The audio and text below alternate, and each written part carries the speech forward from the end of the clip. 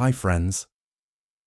Tonight, I invite you to journey with me, not to a place you'll find in any travel brochure or history textbook, but into the soft, shadowed corridors of time.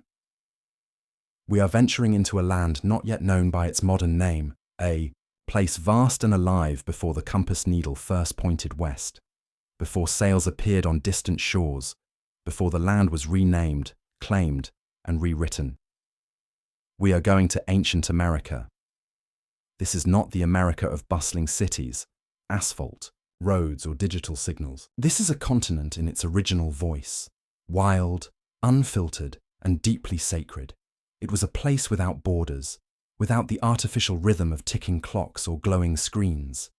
In its stead were the deeper pulses of nature, the call of a hunting owl at dusk, the hush of snow falling on pine needles, and the hum of spirits believed to dwell in riverstones and lightning storms.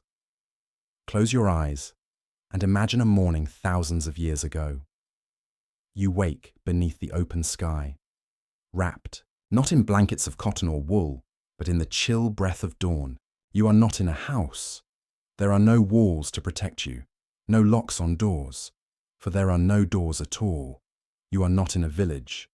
Not yet. You are alone, standing on the edge of a wide forest that seems to stretch forever. Your feet touch earth still wet with dew. Somewhere nearby, the calls of birds rise like incense into the misty light. The sun has not yet broken the horizon, but the sky is slowly turning from the deep indigo of night into the grey-blue hush of early morning. Already you are uncomfortable. You have no shoes, no food, no knowledge of which direction leads to water or shelter. The cool air bites at your skin, and your breath forms small clouds as you exhale. You hear the distant howls of wolves, low, mournful, and far too close for comfort. You are a stranger in a land that has no mercy for strangers. You try to recall what you know about this place, but what knowledge would serve you here? This is not a museum. There are no signs, no paths marked safe or danger. Here, every decision is a matter of life or death. Do you step into that thicket for shelter, or is it the den of something that would tear you apart in seconds? Do you drink from that stream, glistening and cold, or does it carry unseen sickness that will rot your insides before nightfall? You do not know. And what's more, you cannot ask. Language in ancient America was as diverse as the stars. From the Nahuatl of the Central Highlands to the Algonquian tongues of the Northeast woodlands, each people had their own way of speaking, their own stories, their own truths. If you stumbled upon a community, your fate would depend not only on their customs, but on how they interpreted your presence. Were you a wandering spirit, an enemy, a fool, or perhaps something worse, someone who disrespected their ways without even knowing it? Even the smallest misstep, looking into the wrong person's eyes, stepping over a sacred threshold without invitation, interrupting a silence meant for the dead, could end your story before it even began. And yet, even in your confusion, there is wonder. The land around you is achingly beautiful. Massive forests rise in cathedral silence. Rivers twist like silver serpents through emerald plains. Herds of bison thunder across the west, their hooves shaping the ground like drums. In the south, vast cities of stone and adobe gleam beneath the rising sun, places you were taught not to expect. You had heard of primitive huts, perhaps, but not pyramids aligned to the stars, not astronomers charting eclipses, not intricate systems of trade stretching from the Great Lakes to the Gulf. Yes, there was civilization here, sophistication, and most of all, balance. You watch as the first real rays of sunlight break through the trees, golden and warm, and for a moment, you almost forget your fear, but your stomach reminds you. A slow ache. You are hungry. There is no bakery, no market, no packaged snack tucked into your backpack. You begin to walk, not because you know where to go, but because your instincts, sharpened by desperation, tell you to move. The forest begins to close in. You hear the caw of a raven overhead. And Omen, perhaps, in many old traditions. You remember reading once that ravens are messengers. You wonder what it is trying to tell you. Each sound becomes louder now.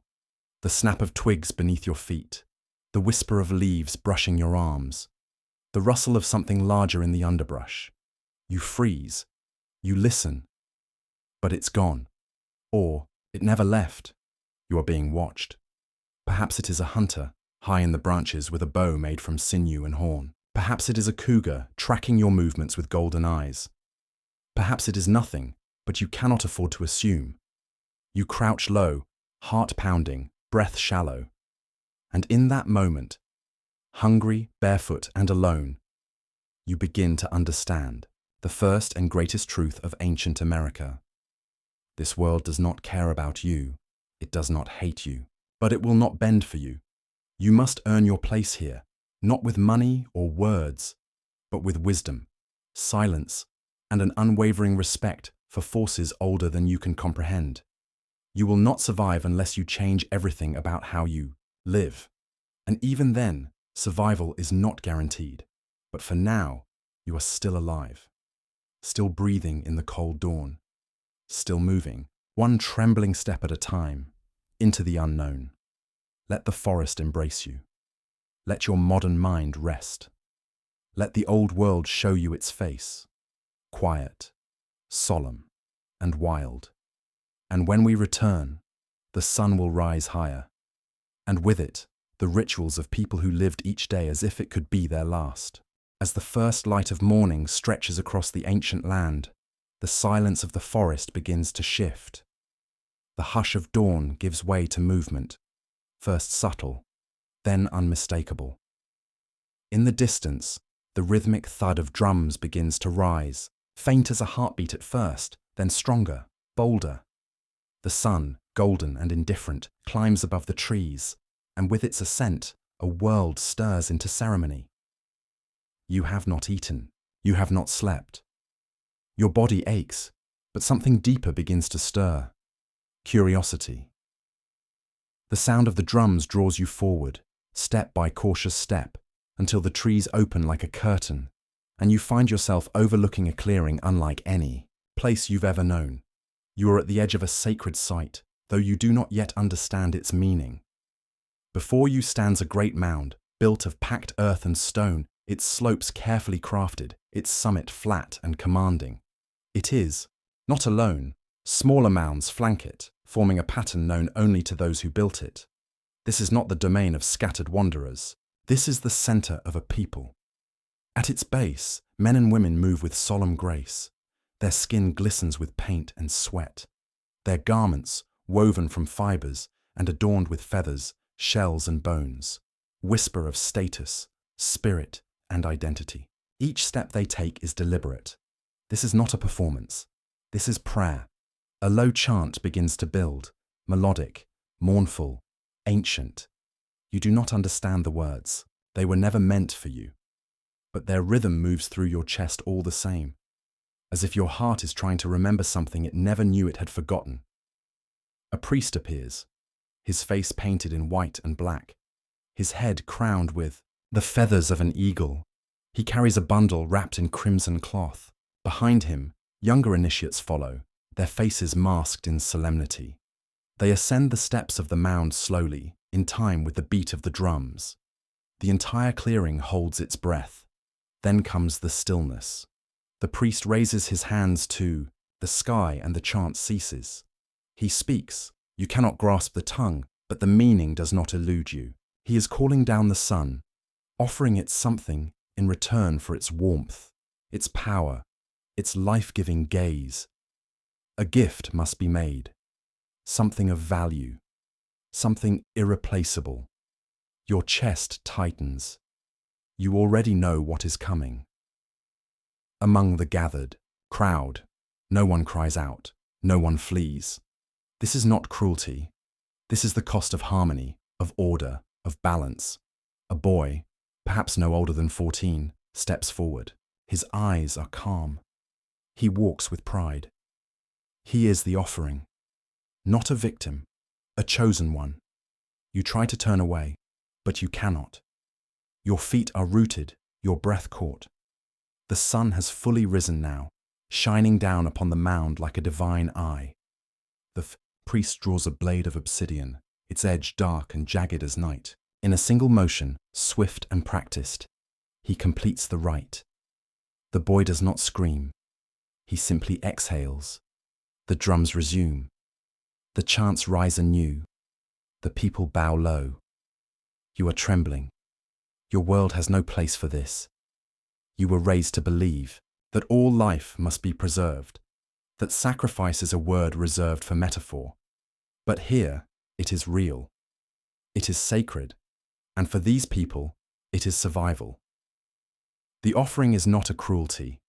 It is a covenant, a reminder that life is a fragile gift and that even the sun must be honored, appeased, thanked. You back away slowly, your heart pounding, your breath ragged.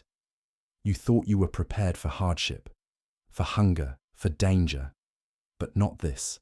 Not a world where belief is woven so tightly with blood. You walk in silence now, away from the mound, into the deeper woods.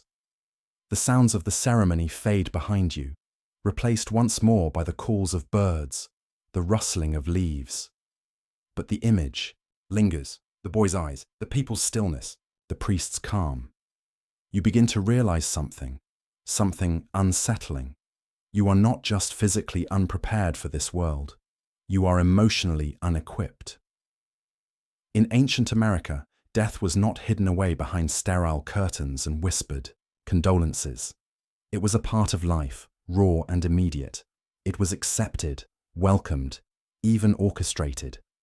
It had a place in the cycle of seasons, of rituals, of meaning. You, however, have spent your life insulated from it.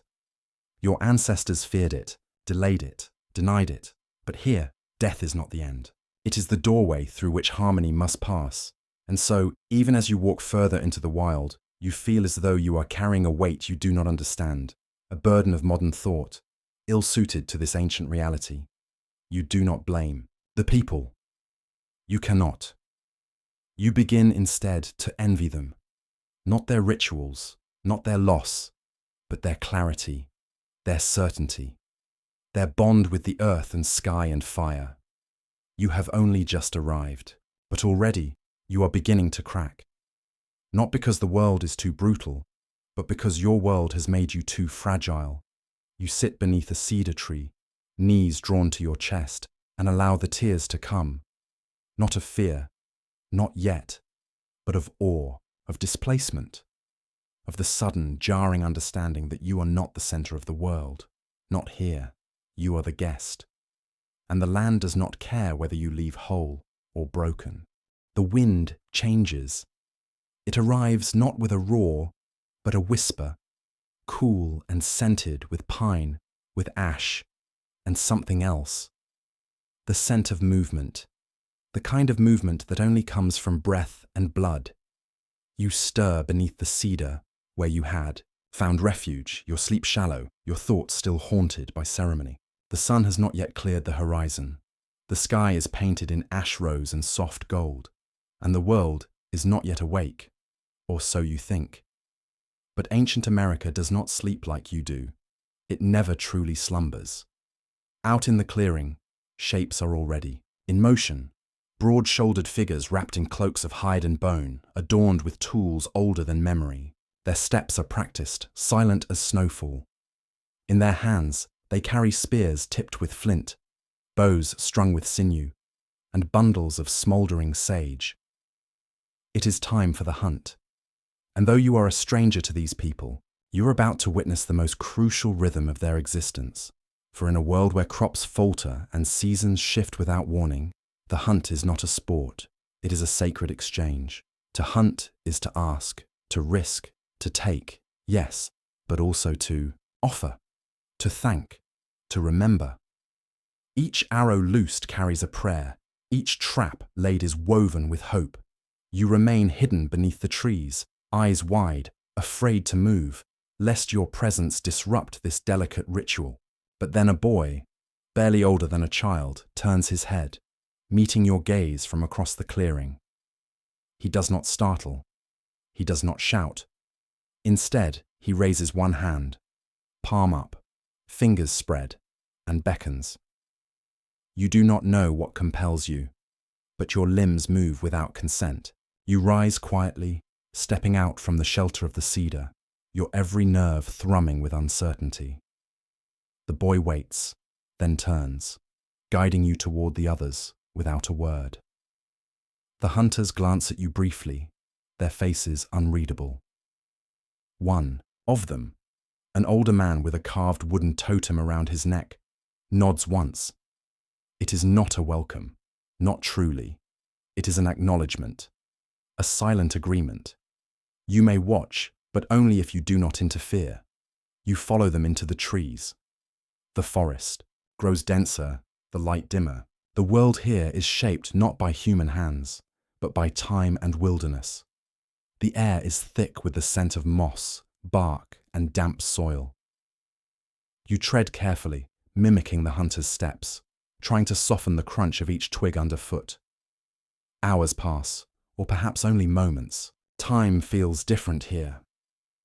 Suddenly, a hand is raised. All motion stops. One of the hunters crouches low, peering through a break in the underbrush.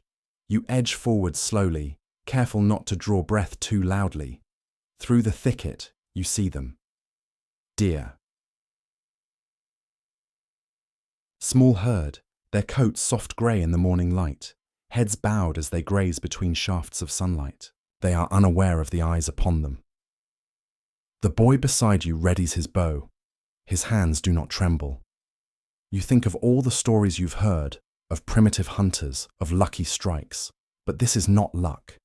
This is skill honed through years of learning. This is observation, discipline, restraint. The boy waits. He does not rush. He listens to the birds, to the wind, to the steps of his quarry. And then, silence. A breath is held. The arrow flies. It cuts through the air like a whispered promise and finds its mark. The deer collapses, a soft cry echoing once, then fading. The others scatter, swift as shadows. You expect celebration, cheers, or perhaps smiles, but none come. The hunters approach the fallen deer with reverence. One kneels beside it, murmuring words you do not understand. His hand rests on its flank. His eyes are closed. The boy who loosed the arrow cuts a strand of his hair and lays it upon the body. A gift, a sign of respect. This is not conquest. This is communion. You step back, overwhelmed. You had thought you knew something of hunting, of wildness. You had watched nature documentaries, read articles, seen the sanitized version. But this is something deeper. Here, life is not segmented into categories. Nature, human, predator, prey. Here, everything is part of the same breath. You are not above the deer, nor are you separate from it. You are a guest at its final hour, and you owe it something. The hunters begin the process of dressing the animal. Their knives are made of stone, but they work quickly, efficiently, wasting nothing. The hide will become clothing, the bones, tools, the meat, a meal for many. Even the sinew will be used, for thread, for bowstrings, for repair. You are amazed by how little is left behind, and in that moment you feel a pang, shame, perhaps, for all the waste you've allowed, all the things you've thrown away without thought. The boy turns to you, offers a small scrap of the deer's heart. You hesitate, but this too is a ritual. You accept it. You chew slowly. The taste is rich, iron heavy. It is not pleasant, not to your modern tongue, but it is real. And in its warmth, you feel something stir, some ancient ember in your blood, long buried beneath convenience and comfort. You swallow, and for the first time, you are part of this world, not as a spectator, but as a participant. The hunters rise. The deer is carried between two strong backs. The forest receives you all once more. As you walk, you realize this. Survival in ancient America is not about power. It is not about knowledge in the abstract. It is about humility, about knowing what you do not know, about listening more than speaking, watching more than acting. You may not have survived this day without their mercy, without their knowledge, without their grace. And still, the sun has only just begun to rise. The shadows stretch longer now. Though the sun hangs higher in the sky, its light filters weakly through the tangled canopy, broken by dense foliage and ancient limbs. The forest, so quiet and reverent during the hunt, now feels different. Less like a place of worship and more like a place of warning. You walk with the hunters, the deer balanced across two strong shoulders. But something in the air has shifted. It is the silence. Not the sacred kind you heard during the ceremony, but a hush that seems unnatural. The birdsong has vanished. No rustling of squirrels in the leaves. No buzzing of insects in your ears. Even the wind, which earlier whispered through the branches, has stilled. And then you understand. You are not alone. The hunters feel it too. They move faster, more alert. One gestures toward the trees, his hand flat and quick. You are ushered to the rear of the group, shielded from whatever unseen presence is now watching. Because here in ancient America, the forest has teeth. You have read of predators in books, majestic creatures in glossy photographs described with admiration and awe. You've seen documentaries where cougars stalk deer, where wolves call to one another beneath full moons. But these were always other people's dangers, pictured from a distance, safe, behind glass or pixels. Here, the danger is breathing the same air as you.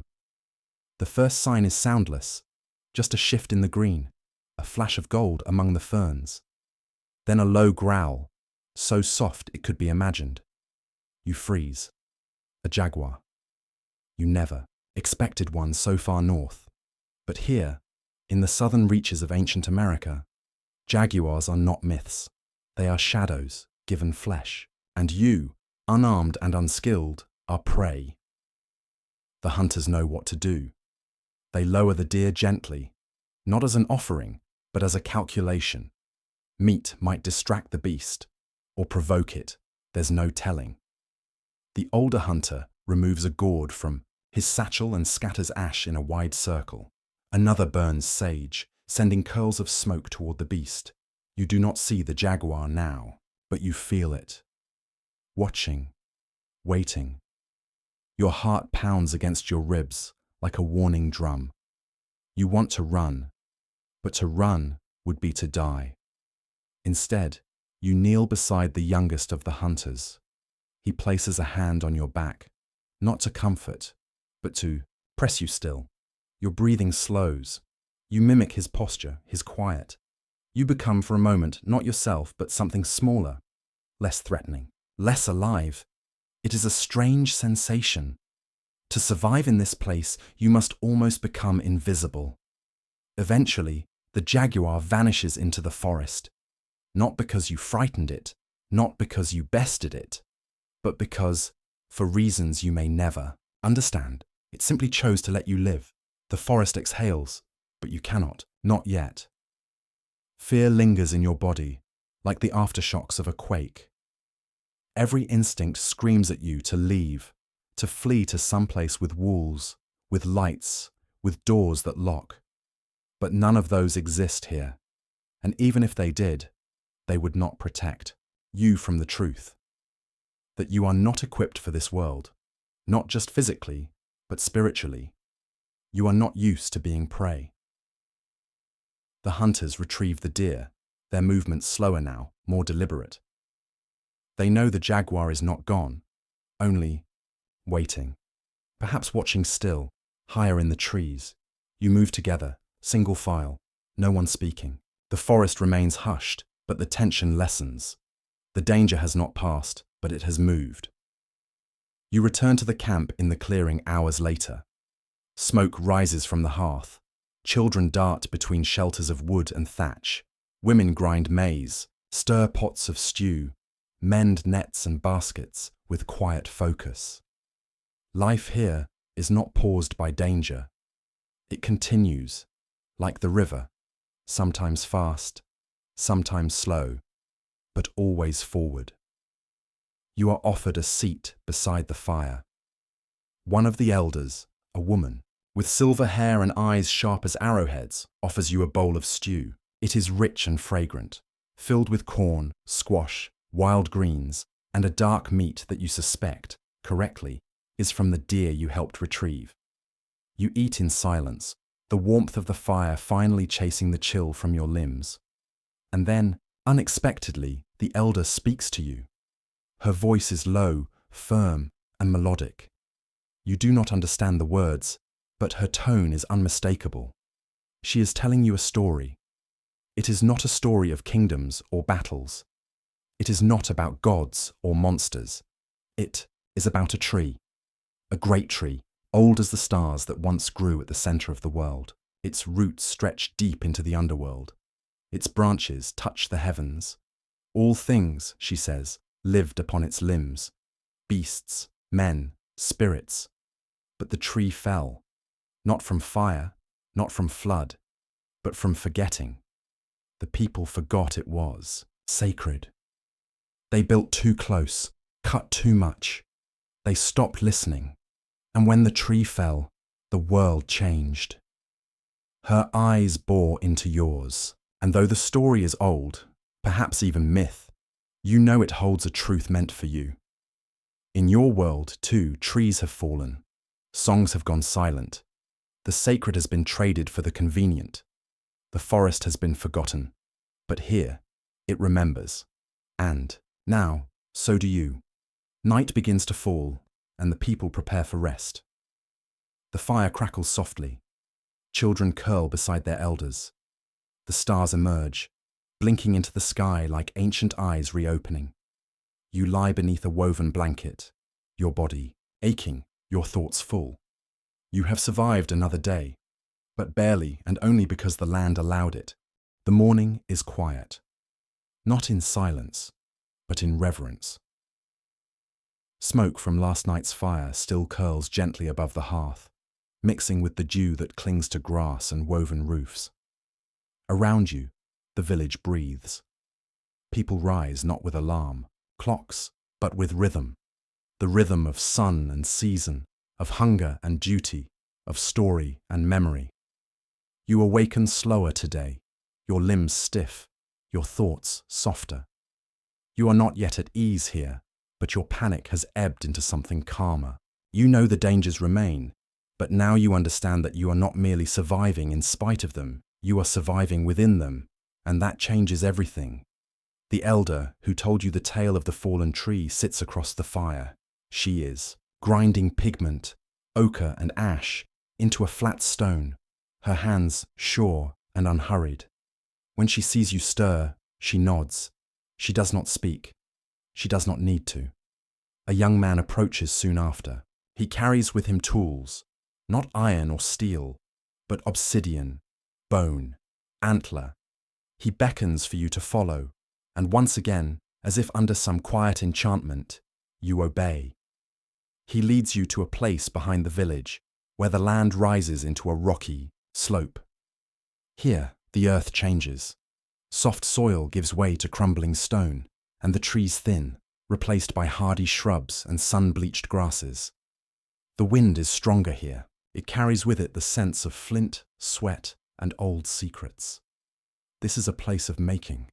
Around you, others sit with heads bowed in concentration. Some chip stone into blades, their hands guided by the memory of generations. Others shape bone into needles, awls, or fishhooks. Still more stretch rawhide, carve symbols into wood, twist sinew into cord. This is not industry. This is continuity. You watch the young man kneel before a flat rock. He unwraps a hide bundle containing slivers of obsidian, sharp as any modern blade, yet shaped by hand and instinct, not machine. He selects one and begins to strike it with a hammerstone, each tap deliberate, coaxing a form from within. You kneel beside him, unable to look away. The process is slow, beautiful, mesmerizing. You do not speak, But in time, he passes you a shard and shows you how to hold it. Your fingers fumble. Your first strike is too hard. The flake snaps wrong. He says nothing, only gestures that you try again. And again. And again. Your palms blister. Your knees ache on the stone. But slowly, you begin to see the shape forming. Not a knife, perhaps, but something. Something useful. Something real. The young man watches, and when you finally manage a clean edge, he gives you a look. Not praise exactly, but acknowledgement. You are learning. He gestures for you to follow him farther up the slope. There you find a cave, shallow but cool and dry. Inside, the walls are painted with symbols, not letters, not words, but meaning. Hands outlined in red, spirals, deer, birds in flight, lines that trace the sun's path, or perhaps the seasons. These are not decorations, they are memory. You run your fingers lightly along the surface. How many lives are contained in these walls? How many voices echo through these silent marks? You think of your own world, with its endless data, its servers and clouds and archives, and yet none of it feels as permanent as this. The young man lifts a flat stone from the ground and shows you what lies beneath. Bones, arranged carefully, a burial. This is not a place of work alone. It is a place of resting, of returning. Each tool shaped from bone here may carry the essence of someone known, an ancestor, a friend, a story. The line between the living and the dead is thinner than you thought. You are offered a piece of antler along with a flake of obsidian and invited to carve. You hesitate. What right do you have? But then you recall the elder's tale. The tree fell not from malice, but from forgetting. Perhaps remembering is how the tree begins to grow again. You carve not a symbol, but a shape, clumsy, unfamiliar. A leaf, perhaps, or a flame, or maybe a memory. When you finish, the young man takes it. He wraps it in hide, places it among other small offerings near the cave's entrance. You do not ask what will become of it. You do not need to know. As the sun climbs higher, you return to the village. Here, everything has purpose. Children help their elders mend fish nets. Women stir thick maize porridge over open flames, tossing in herbs and slices of dried meat. Men shape arrows, fletch them with turkey feathers, test their balance against the wind. Every action is part of a tapestry, woven not for profit or progress, but for survival, for spirit, for the honoring of time. You begin to notice the sounds, again, not the ones that alarm, but the ones that soothe, the rustling of woven mats, the rhythmic grinding of seeds, the distant call of a hawk, the bubbling of a stream that flows through the edge of the village, clear and cold. And for the first time since arriving here, you feel not safe exactly, but accepted, not because you are strong or wise, but because you are listening, because you are learning, because you are remembering. That night, as the stars appear once more above the trees, you sit by the fire. The elder joins you again. She places in your hands a small bundle. Inside, the edge of the obsidian blade you chipped that morning. It is not finished. It is yours to carry, to shape, to remember. You clutch it tightly. This piece of stone, this fragment of a world that existed long before you and will endure long after, and you begin to understand something profound. Ancient America does not simply test your body. It tests your spirit, your humility, your willingness to become part of something older and greater than yourself. And as your eyes close beneath the soft light of 1,000 stars, you sleep not as an outsider, but as a guest. The forest still has teeth, but now it knows your name. The morning begins with a hush too deep to trust. The birds are slow to sing. The light is pale and uncertain. And the wind, when it comes, does not bring freshness, but warning. It moves through the village like a messenger, tugging at woven mats, fluttering feathers, rattling the hides stretched to dry. There is no thunder yet, no rain, but something has shifted in the sky. You awaken to the elder's voice, not in words, but in song, low and trembling, like the first tremor before an earthquake. Others join her, their voices layering into a chant that rises and falls like a tide. It is not a song of joy, it is a plea, a shield, a summoning of strength for what the sky is, about to deliver. You sit up and feel it, the pressure, the weight of air too heavy for its own skin, the scent of wet stone before the first drop falls. A storm is coming, and in ancient America, storms are not mild inconveniences. They are sovereign forces, beings in their own right, spirits, tempests, gods. They arrive not to be endured, but to be honored and feared. You will not merely wait them out, you will weather them, body and soul. The villagers move quickly. Food is gathered, tied in bundles, and suspended from high beams. Children are tucked into the deepest corners of their shelters. Taut ropes of woven fiber are pulled tighter across thatched roofs. Every hand is moving, every gesture precise. There is no panic, but neither is there comfort. This is not the first storm, but no storm is ever the same. You are handed a roll of hide and shown where to sit, low to the ground, beneath the frame of a sturdy shelter, built partly into the earth. The air inside is warm and close. You smell smoke, clay, sweat, and something sharp, perhaps cedar, recently burned. Then the sky speaks. At first, it is only wind, a sharp exhale through the trees, rising into a scream. The branches above bend and sway like dancers in agony. Dust lifts from the ground, swirling in sudden chaos. The woven flaps of shelters snap against their poles. Then comes the rain, not a drizzle, not even a downpour. A roar. The sky opens its mouth and releases a flood. Sheets of water descend, hammering the roofs, turning paths into rivers, flattening every leaf and blade of grass. Your ears fill with it. Your thoughts are drowned. You close your eyes and hold the hide tighter around your shoulders. Thunder follows, not distant, not polite. It crashes directly above you, splitting the sky like a drumbeat from the gods. The sound rolls through your chest, through the ground, through the very bones of the shelter. Lightning follows, white veins tearing the heavens, illuminating the forest in stark flashes of terror. And yet, no one screams. No one wails.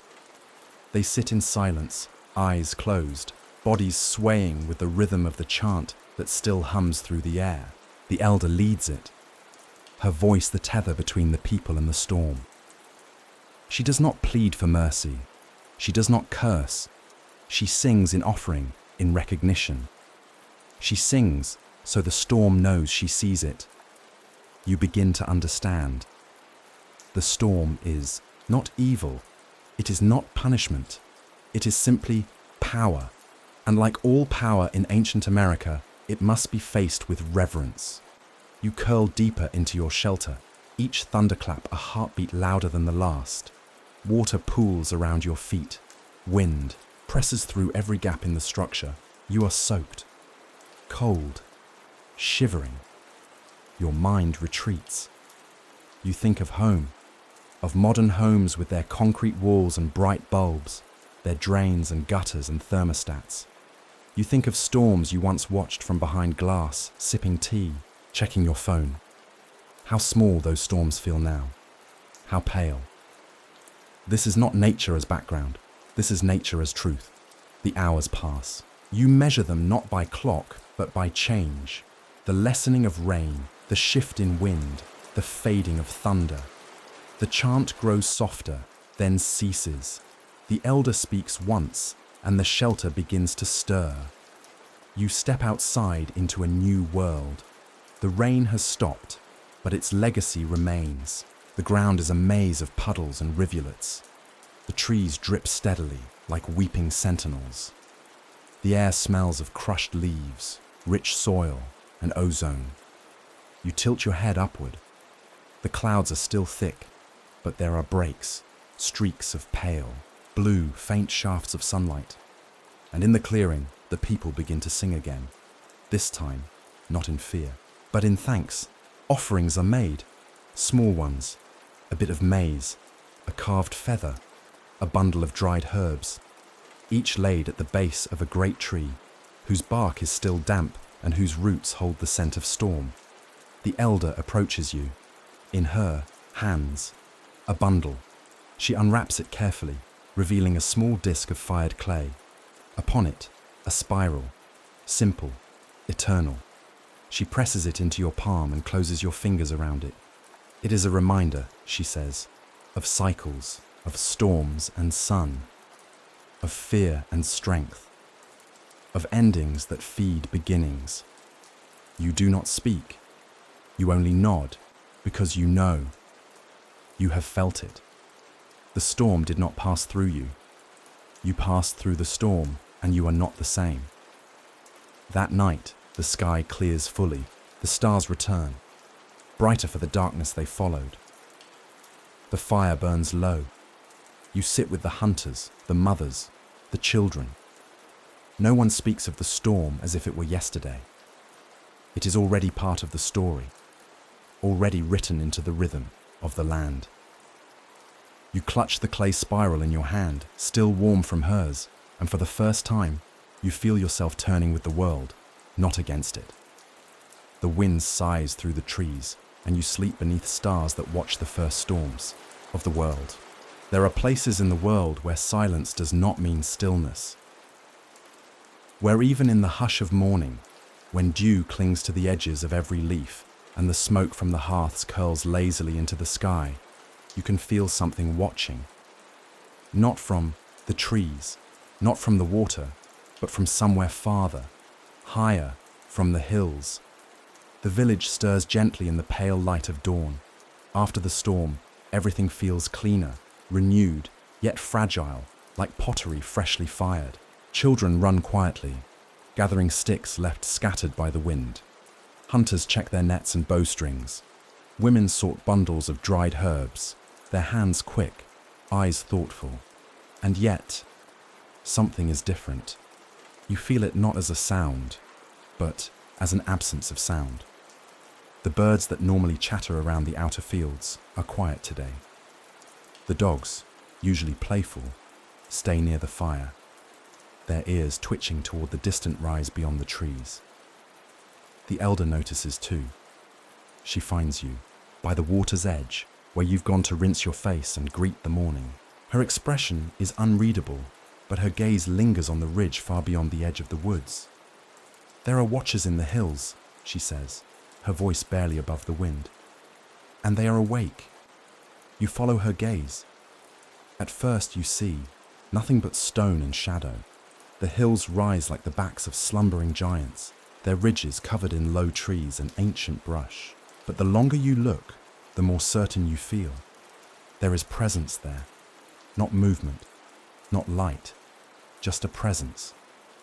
She tells you that the hills have always held secrets. Long before her people came to this land, others lived there. Some walked, upright and sang to the stars. Others were not quite human, or perhaps were human once, but changed by time and silence and grief. The land remembers them all. Today, the signs are too many to ignore. A footprint too large for any man, found near the northern spring. Bones arranged in circles, left with markings that no hand in the village recognizes. And a fire seen at night, high on the ridge, in a place no one dares to tread. The people do not speak of it openly, but they know, and so a small group will travel to the base of the hills, not to confront, not to challenge, but to bear witness, to acknowledge, to ask for peace. You are invited to go with them. The path winds deeper into the forest than you've yet traveled. The sun filters through a canopy woven with thick branches and hanging moss. The air here is different, cooler, touched by something older than the storm that passed just days before. As you walk, the group says little. They place small bundles along the path, offerings made of feathers, seeds, and strands of hair. You begin to understand. This is not a journey of curiosity, it is one of reverence. After several hours, the forest thins, and the land begins to rise. The hills loom above, stone-faced and silent. As you ascend, the trees give way to scrub and jagged outcroppings. The soil is dry, but the wind is sharp with scent. Sage, iron, and the distant memory of fire. And then you see them, the petroglyphs. Carved deep into a wall of red stone, they are simple and haunting. Spirals, hands, eyes, and forms that resemble men, or something near to men. They do not tell a story so much as they echo one. These are not decorations. They are markers. Warnings, perhaps. Reminders. You reach out and trace one of the eyes. The stone beneath your fingers is cool, worn, smoothed by time and weather. Still, it feels alive, watching. The elder hunter, the one who led the group, instructs you to sit. A fire is made, small, smokeless. A circle is formed. No one speaks until the sun begins to dip low in the sky, casting long shadows across the stone. And then, stories begin, not told for you, not in your language, but you listen all the same. One voice speaks of a people who vanished into these hills without trace, leaving behind homes carved into cliffs and songs no one can now sing. Another tells of lights, cold blue ones that flicker in the distance when the moon is high. Another speaks softly of a dream shared by many, of a voice calling their names from within the stone. The stories blur the line between history and memory, between truth and myth. You feel no fear, but you feel small. When the fire dies down, each member of the group places something at the base of the carved wall. A piece of fruit, a carved bead, a lock of hair, a single drop of blood. You are handed a stone.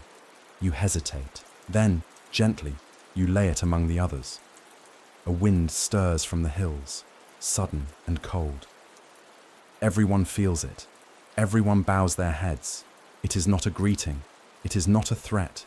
It is a notice. You are seen. You make camp not far from the stone wall. That night, the fire burns low. The stars are sharp above, scattered across the sky like embers. Sleep does not come easily. You listen to the hills. Every creak of rock, every whisper of wind, every imagined footstep in the dark. And yet, nothing happens, nothing visible, nothing loud. But in the quiet, you come to a realization. In this world, to be ignored is a blessing. To be noticed is something else entirely. And so, when you close your eyes, you do so with the spiral charm still, gripped in your palm, whispering a word you do not understand, but which feels like a promise.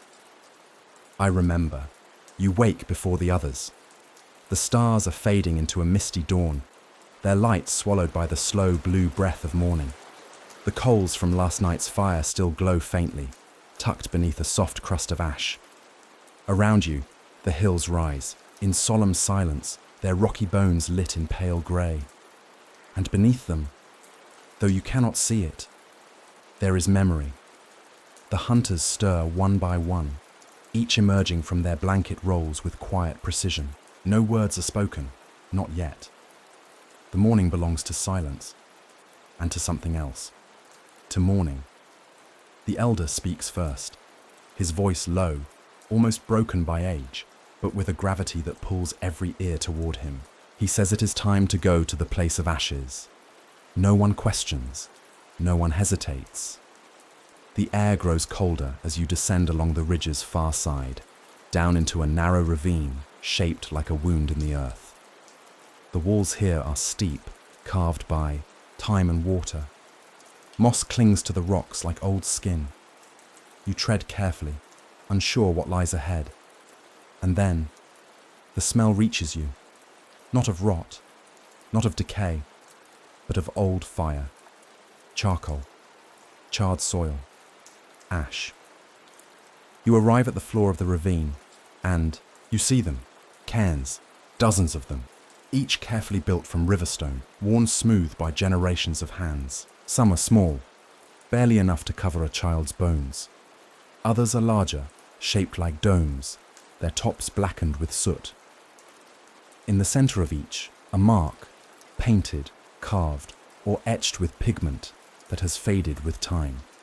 These are not graves, in the way you know graves. They are not built to mark absence. They are built to preserve presence. The elder kneels before one of the larger cairns and touches the stone. He speaks softly, not to the group, but to the one beneath. A name, a memory, a whisper of something only the two of them shared. You realize slowly that you are standing in the oldest part of the people's memory, not written in books, not recited, in song, but laid in stone and ash. A young woman steps forward. She carries a small bowl. Inside it, dust from a fire, a braid of dried herbs, and something wrapped in hide. She walks to one of the cairns and places the offering gently beside it. Then she scatters the dust into the wind. A funeral, yes, but also a communion. Each cairn is a voice, each stone a sentence, each grain of ash a letter in the long unwritten story of these people. And beneath your feet, deep in the soil, there are layers, charred bones, burned pottery, blackened seeds, all the remnants of lives lived and lost, lives burned in ceremony or claimed by fire, buried not to forget but to return. Because here, death is not a wall, it is a doorway. You are invited to sit, not as a guest. Now, as a listener, the elder tells you of the oldest fire, the one that once consumed the village of their ancestors, many hills and lifetimes away. A fire sent not by man, but by the gods, or perhaps by the land itself, angry or hungry, or mourning something too deep for words. Everything was taken, except memory. So the people carried ash with them, in their packs, in their hands, in their skin. They mixed it into their paints. They used it to mark their children. They kept it in pouches around their necks. And when they built again, they did not sweep the ash away. They laid it first, beneath the foundation of each new home. A sacrifice, a shield, a prayer. You glance down at the dark soil beneath your own feet. It is the same ash, centuries old, scattered and reborn and scattered again. It lives beneath every village, every trail, every fire ring, and perhaps beneath your own world, too. But there, no one remembers. Here they do. The sun climbs higher, but no one shields their eyes. They stare straight into the light, letting it warm the cold breath of morning from their bones. One by one, they place hands on the stones. Some weep, some smile, some speak softly to the ash. You are given a small pouch, inside a pinch of black powder, ash mixed with cedar bark. You are told to carry it, not for protection, but for remembering, because those who forget the ash forget the lesson, that everything you hold, everything you build, everything you love can burn. And from that burning, something must rise. Not from pride, but from humility. Not from conquest, but from care. The journey back to the village is long, and you make it mostly in silence, but your thoughts are no longer the same. You feel the weight of what lies beneath every step. The forest, when you re-enter it, seems darker than before, not because the light has faded, but because now you know what lies beneath its roots. Not just soil, but ash, memory, story, loss and hope, always hope. By the time you reach the village, the children are waiting.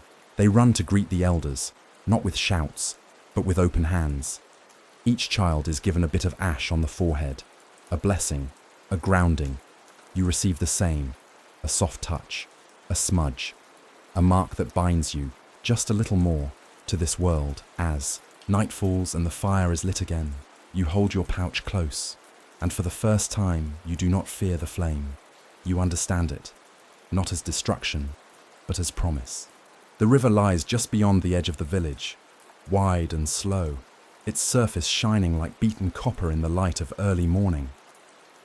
Mist hovers above it in long, drifting ribbons, and the air is thick with the scent of wet stone and wild mint. You have walked past this river many times now, carrying water, rinsing your hands, watching children splash along the banks. But today you are told, you must go not to the river, but into it, not to bathe, but to remember. The elder meets you near the old willow that bends low over the river's edge. She carries a bundle wrapped in red cloth and a long carved staff, topped with bone and feather. Her eyes are quiet today, distant, as if seeing more than the land before her. There are stories the wind cannot carry, she says softly, but the water always keeps them. The others begin to gather, not many, only a dozen or so, each one barefoot, each with something in hand, a stone, a shell, a piece of cloth, a bundle of herbs. You are given a smooth river rock. Its surface is dark and worn, but you feel the faint groove of symbols carved into it. A spiral, a sun, and a small fish. You are told to carry it into the river. You ask why, and the elder answers with a simple truth. Because the river remembers. And so the ceremony begins. They do not chant, not yet. Instead, they step into the water slowly, each person finding a place to stand. The river swirls gently around their legs. The current is slow but persistent, never still. You step in last. The cold stings at first, then numbs, then becomes part of you. The stone in your hand grows heavier as it soaks. Or perhaps it is your thoughts that grow heavy. The elder begins to speak. She tells of a time before villages, before tools, before names. A time when people lived only by the water, moving with it, feeding from it, singing to it. The river gave freely, but it also took. Children swept away in sudden floods. Fires quenched before they could warm a hearth. Bodies returned to the current in sorrow. And still, the people stayed. Because they knew, to be near the river is to be near the memory of the world. The elder raises her staff. Now the chant begins. Low at first, a hum that trembles through the water like a second current. Then words, soft, ancient, layered with tones you do not understand, but feel deep within your ribs. Each person speaks a name, not their own, not of someone present, names lost, names held in dreams, names whispered to the river as if sending them home. You are asked if you wish to speak. You hesitate. Then you say a name, one that has been gone for many years, someone you lost in your own time, your own place. You did not come here to mourn, but somehow the river makes space for your sorrow too. The stone in your hand is now warm. You kneel and place it beneath the surface. It disappears slowly, settling into the soft bed of the river, and it will remain. There, long after you are gone, the elder explains, the river does not forget. Every word, every step, every offering, we give it not for ourselves, but for those who will come later. She tells you how during times of drought, the people still walk into the dry bed and place their stones. Not because they expect the water to return, but because they trust that it will. Eventually, always. The water is rising now just slightly, enough to cover the elder's knees, enough to remind you of its strength.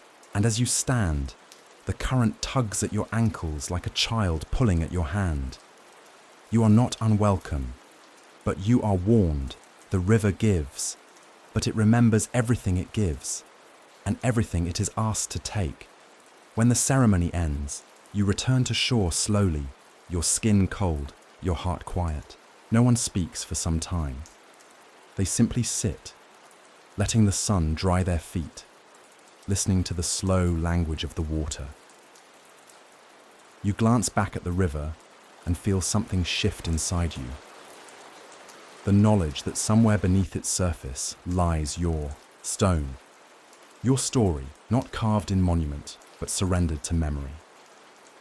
Later that evening, you are shown the oldest maps the people keep, not drawn on hide or bark, but spoken. The rivers are always the first thing remembered, not the borders of land, but the paths of water, because rivers are not lines on a page. They are lifelines, carriers of law. Testimonies written in current and mud. One of the elders tells you about the spirits who dwell in the deepest pools, shapes that rise in the corner of your eye, or speak only when the fog is thickest. Sometimes they appear as fish with human eyes, sometimes as deer with scales instead of fur. They are not to be feared, but they are not to be trusted either. They remember. That is their power. That is their burden.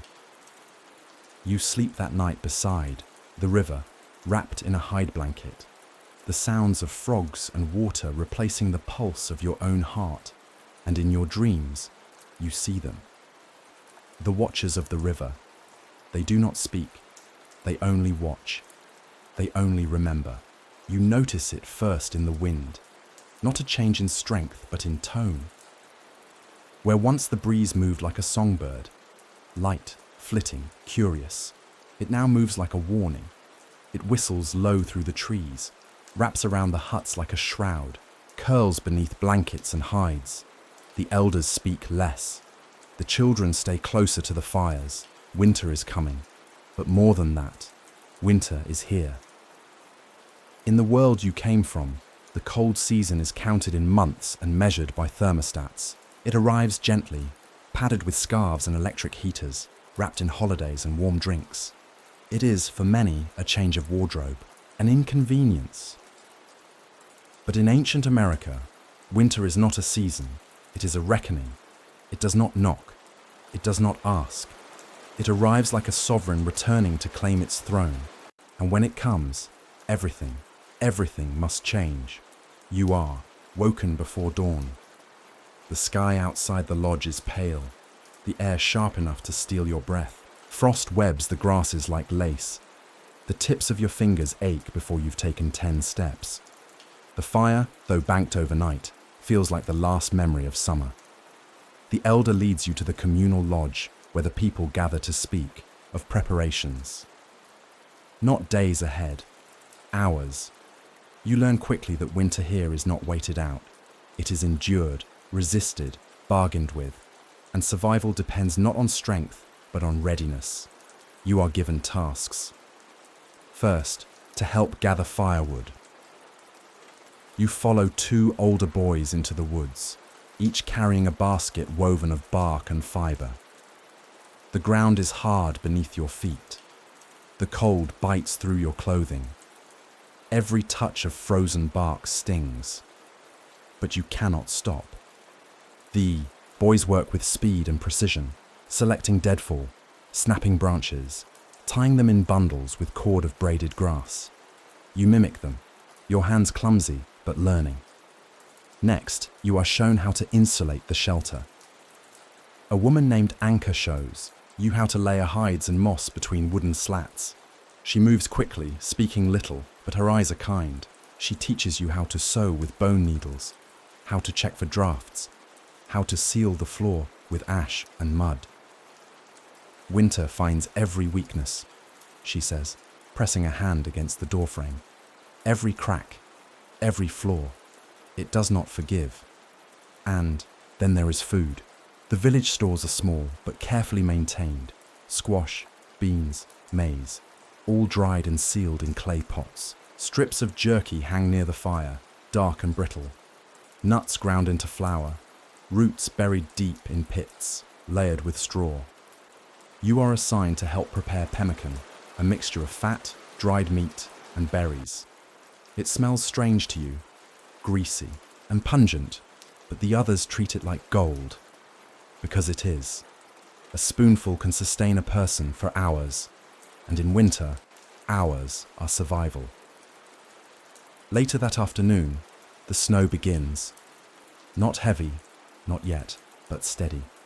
Flakes drift down from a grey sky, dancing silently as they fall. The forest grows quiet, the river slows, and the people vanish indoors. By evening, the village is changed. Smoke rises from chimneys. The smell of cedar and meat hangs, heavy in the air. Children sit wrapped in fur-lined blankets, their cheeks pink, their voices hushed. You sit with them, the warmth of the hearth soaking slowly into your bones. But the cold is clever. It does not strike all at once. It waits until you believe you are warm, waits until you believe you are safe. Then it creeps in, under the door, through the roof, up through the floor. You shiver, even near the fire, and the others notice.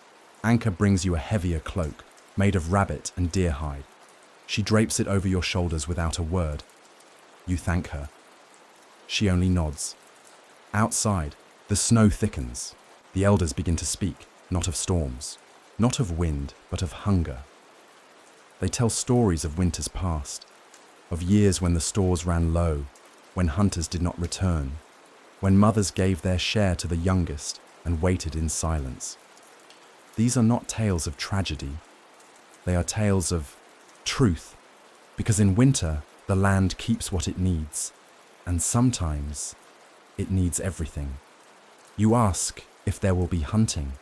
An elder answers gently, only if the spirits allow it.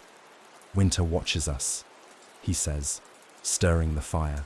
It counts every footstep, every arrow. If we take too much, it will close its hand. You fall asleep with these words in your ears, wrapped in fur, fed and warm, but aware of the brittle edge of your comfort, aware that everything you have, this warmth, this food, this shelter, is the result of 1,000 careful decisions made by people who understand the cost of every mistake. The wind howls outside. It does not care who you are. It does not care where you came from. Winter in ancient America is not cruel. It is honest, and it will teach you if you listen. As the fire crackles beside you, you curl deeper beneath your cloak, clutching the spiral token from the elder, and whisper the only promise you can make in this ancient, silent cold. I will remember. The fire is no longer just warmth, it is life. In the deep cold of ancient America, it becomes something more than an element. It becomes memory, ritual, presence. The fire is a voice, a guardian, a spirit, with a name you do not know, but whose gaze you now feel. You wake to it, you sleep beside it, and you learn very quickly that to feed the fire is not simply to survive, it is to engage in a sacred act. You have seen many fires before, in homes, in campsites, on screens, but those were controlled, contained, pushed to the background. Here, the fire commands attention. It must be watched, spoken to, never taken for granted. The elder assigns you to the fire circle today. You are to learn how to tend it, not just to keep it burning, but to keep it alive. Your teacher is a woman named Tuma. Her hair is long and streaked with grey, and her voice is quiet but firm. She does not explain things twice. When she speaks, you listen. She shows you how to stack wood, not just for heat, but for breath. Too tight, and the fire chokes. Too loose, and it flickers and dies. She shows you the different kinds of wood. Dry pine for kindling, oak for steady burn, cedar for sacred smoke. And each has its moment, its use, its spirit. Fire has a heart, she says, pointing to the center of the glowing coals. You must never let it go dark, not during the cold moons. You nod, taking it in. Then she teaches you the deeper lessons. How the fire speaks. A hiss means moisture. A crackle means too much sap. A low, steady hum means it is content. And a sudden gust of flame, that means it needs space, or that it has something to say. You practice feeding it, not just logs, but attention. You learn how to keep it low when cooking, high when drying hides, gentle when children sleep nearby. Each motion, each stick placed, each ember stirred, is done with care, not just for function, but for meaning. That afternoon, she tells you a story. It is about the first fire, not just for her people, but for all people.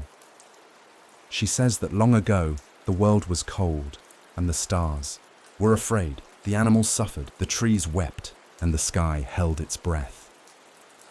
But then a woman, whose name has long been lost, saw lightning strike a mountain. From the crack in the stone, flames spilled out, wild and fierce. The woman did not run. She listened. She spoke. She fed it dry moss and sang to it, and the fire in return gave her warmth, not just for her, but for her people. She did not take fire, Tuma says. She earned it. You stare into the flames and wonder how many times you've taken fire without thanks. In your world, fire came from switches, wires, machines. It was summoned, not courted. It answered instantly. But here, it demands a relationship. You begin to feel that the fire knows you. It flares higher when you arrive. It dims slightly when you let your thoughts drift. It speaks in smoke, in ember, in shadow. Later that night, you are left alone with it. Tuma says this is part of the lesson. If it dies while you're watching, she says, you must relight it from the coals. No help, no pity. If you cannot do that, you do not understand it yet. You sit in silence, wrapped in fur, breathing slowly. The fire dances before you. Outside, the wind presses hard against the walls. Snow flurries swirl beneath the moonlight. You can hear the forest groan beneath the weight of cold. But the fire holds the dark at bay. You feed it slowly. A stick here, a twist of bark, a handful of cedar. The smell is sharp, almost sweet. The smoke rises in soft grey spirals. You think about everything the fire has seen, the stories it has heard, the faces it has lit, the tears that have fallen into it, the food cooked, the prayers whispered, the lives warmed. You think about the fire inside yourself, the will to endure, the spark that brought you here, that kept you breathing through fear, through hunger, through silence. And for a moment, fire and soul seem like the same thing. Then, the flame flickers low, too low. You fumble for more wood, but in your hurry, you drop a bundle into damp snow by the entrance. The fire sputters, dies. You are left with only the soft glow of coals. Your breath catches. Tuma does not come. You are alone. You kneel beside the coals and remember her words. Fire needs breath. So you breathe gently across them. You gather dry twigs, not much but enough, and layer them carefully. You whisper to the flame, though you do not know what language it speaks. And then, a flicker, a curl of orange, a slow rise of light. You feed it with trembling hands, and it returns, not in anger, but in recognition. It knew you would try, and now it stays. Tuma returns at dawn and finds you still beside it. She does not smile, but she nods. You kept it, she says. Now it will keep you. That day, when you walk through the village, the others nod to you, not as an outsider, but as someone who has passed a threshold. Because in winter, those who feed the fire without understanding do not last long, but those who listen to it, who learn its language, who treat it with humility, they do more than survive. They begin to belong. The wind has changed again. You notice it before anyone says a word, how it moves differently now, not in gusts or flurries, but in long, steady sighs. It travels across the snow-blanketed earth like a slow breath from something ancient, something watching. It lifts the edge of your cloak and curls through your hair as if searching for your name. This is not the wind of weather. It is the wind of memory. And today, you are told, it will carry the dead. The elder gathers the people in the pre-dawn. Hush, no fire is lit, no food is prepared. Today is not for hunger or warmth, it is for passage. One of the oldest women in the village has passed quietly in her sleep. Not in suffering, not in fear, but in silence, as if her spirit had simply stepped out the door before the dawn arrived. Her name was Awina. You did not know her well. She was small, sharp-eyed, always wrapped in layers even before the frost had truly arrived. She walked with a cane carved from black birch and spoke only to the children, to whom she gave tiny carved birds and bits of dried fruit. Now, her lodge is still. The snow outside her door remains undisturbed, soft and perfect. A sign, the elder says, that her passing was a good one. You are invited to join in her farewell. It is not a funeral in the way you know. There is no procession in black, no prayers read from a page, no lines of cars, no tombstones, no polished caskets. Instead, the people gather at the edge of the forest, near a high ridge where the pines part, and the wind always moves, even when all else is still. It is a place known as the Spine, not for its shape, though it does resemble a narrow back stretching toward the sky, but for what it holds. The wind, they say, lives here, and it is here that the dead are released. Her body is wrapped in soft hides, layered with herbs and smoke, not burned, not buried, but lifted, carried by 4 of her kin, up the path that leads through the snow-laced trees and toward the narrow stone ledge above. You walk behind them in silence, your feet sinking with each step, your breath curling in the cold. No one speaks, not out of sadness, but out of reverence. The air itself seems to hush, as though the forest understands the weight of this departure. When you reach the Spine, the wind greets you with a long, low howl. Not cruel, not kind, just present. The sky is overcast, but not dark. The world feels as though it has paused, waiting for this one moment to pass before it turns again. The body is placed upon a raised frame of woven limbs and deer antlers, facing the rising sun, an offering not to the sky, but to the wind. Because here, the wind carries the dead, not to some distant heaven, not to another world, but back into the land, back into the trees, into the snow, into the firewood and the river stones and the calls of wolves at night. They do not speak of her as gone. They speak of her as changed. The elder woman who leads the rite holds a gourd filled with ash from the hearth where Awina last sat. She scatters it into the wind with a song so old the words no longer mean what they once did. But the meaning lingers. You watch as the ash disappears into the sky, tiny flecks spiraling upward like sparks that will never fall.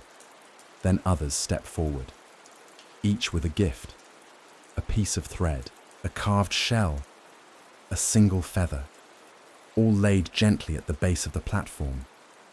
You are given a small pine branch, dipped in cedar smoke. You place it beside the others, your hands trembling from more than the cold. Not because of fear, but because of the beauty of it. This, you realize, is not a ritual for the dead. It is a lesson for the living. That to live rightly is to prepare to be carried, not by memory, but by the land itself. When the wind rises again, higher now, stronger, it passes through the trees like a voice too vast to understand. The platform creaks. The air lifts the edge of the hide wrapping the body, and for a brief moment, it feels as if she truly is leaving.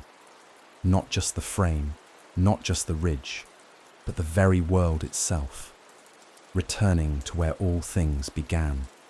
No, one cries. They do not mourn as you have seen mourning done. They honor, they remember, and then they turn. They walk back to the village slowly, their heads bowed not in sorrow, but in thought. You linger, you look out across the valley, across the trees and rivers, and smoke-filled sky. And you wonder how many other spirits are riding that wind. How many voices are whispered through the pine needles. How many names are carried in each gust, each snowflake, each sudden chill that makes you stop and feel the edge of something invisible. Back at the village, the hearths are lit again. Children are told stories about Awena, how she once tricked a bear into leaving the drying hut, how she knew the name of every bird by its song, how she used to speak to the moon when no one else was awake. In this way, she remains, in the stories, in the wind, in the breath that escapes when firewood crackles. And you know now, that the wind in ancient America is not just air, it is inheritance, it is voice, it is memory with wings. You stand outside your shelter that night and let it move through you. You close your eyes and whisper your own name into it, not for fear of being forgotten, but as an offering, a promise, a beginning. The night arrived earlier than usual, not because the sun had fled more swiftly, but because the light itself seemed hesitant to linger. Shadows stretched long over the snowy ground, and by the time the fire had been lit in the central hearth, the sky had already begun to close in. But something was missing. You noticed it while gathering pine boughs for kindling, the kind of noticing that arrives not with fanfare, but with an absence, a hollow where something familiar should have been. The stars. They were gone. You stepped outside the warmth of the fire circle and looked upward, expecting to see them. Those ancient watchers, always there even behind thin veils of cloud.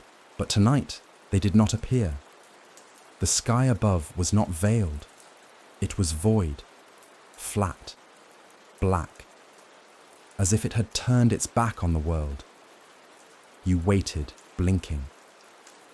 Perhaps they were merely slow. Perhaps the clouds were playing tricks. But as the minutes passed, and as the cold deepened in the hollows of your collar and sleeves, the truth settled in your chest like frost on stone. This was no ordinary night. You returned to the lodge with quiet steps, carrying your bundle of boughs.